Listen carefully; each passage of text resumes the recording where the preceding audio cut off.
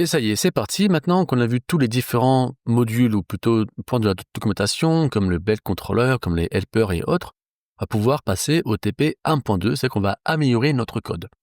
On va l'améliorer en utilisant justement Blade et autres. On va aussi créer une page produit. Donc actuellement, qu'est-ce qu'on avait? On avait juste une simple page /products qui appelle être product controller et la méthode index. Ce contrôleur-là, très simplement, on avait pour l'instant les produits en dur dans un tableau. Et puis, on allait appeler une view qu'on allait appeler products, donc qui est dans ressources /view/products, en lui passant justement le tableau de produits.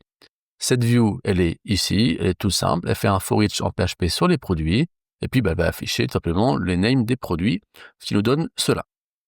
Ok, donc première amélioration, déjà, on va passer sur Blade, ici.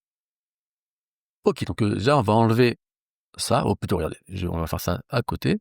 Donc, au lieu de faire une balise ouvrante, maintenant, on va plutôt faire @for each. Ça, c'est du Blade. Pour faire le for each, il faut bien finir par un end for each. Entre les deux, là, on peut directement faire du PHP. Donc, par exemple, ici, je peux faire product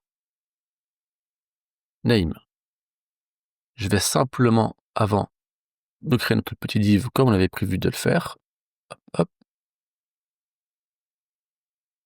pardon.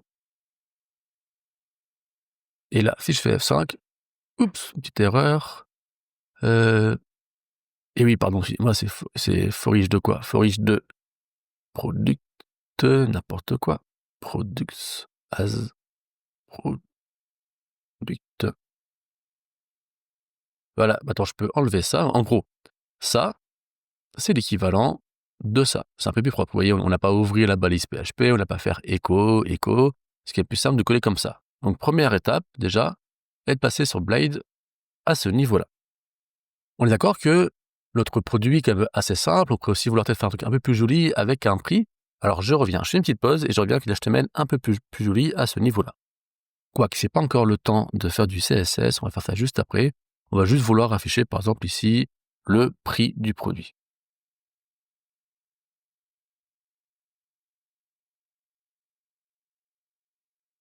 Ok, c'est pas joli, mais on va améliorer ça plus tard.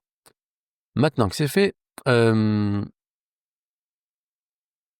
plutôt maintenant que ça, cette partie-là, même si c'est très simple, on va faire un component. Pourquoi? Parce que plus tard, on va peut-être faire d'autres pages, comme l'accueil, par exemple, parce que pour l'instant, on a juste la /products, l'accueil ne marche pas. Peut-être faire que l'accueil voudra aussi afficher les produits les mieux vendus. Donc, on aurait vraiment le même affichage ici, sur la liste des produits, que sur la page d'accueil, que aussi sur pourquoi pas une page produit qu'on va faire juste après, avec produits similaires. Alors, tout de suite, au lieu de répéter ce code-là, même s'il est simple, je vais en faire un component qu'on pourra après réutiliser. Alors, component, on va aller sur la Ravel, comme ça, on va un petit peu s'améliorer, enfin, s'adapter à voir la documentation. Ok. On va aller classique, Blade. Nos components, ils sont ici.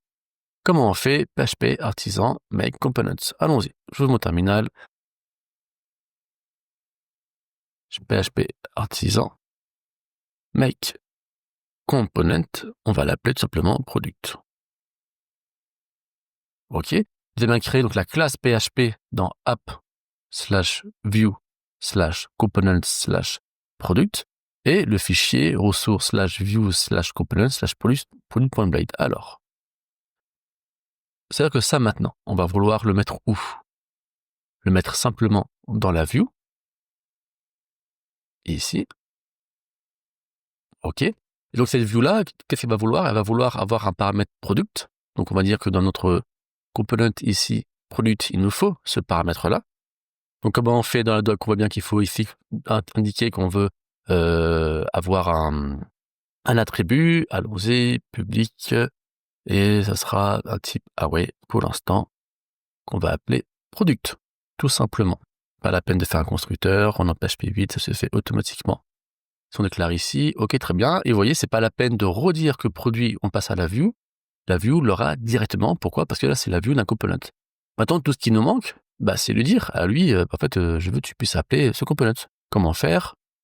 Vous rappelez-vous, c'est on commence par X et on met le nom du composant.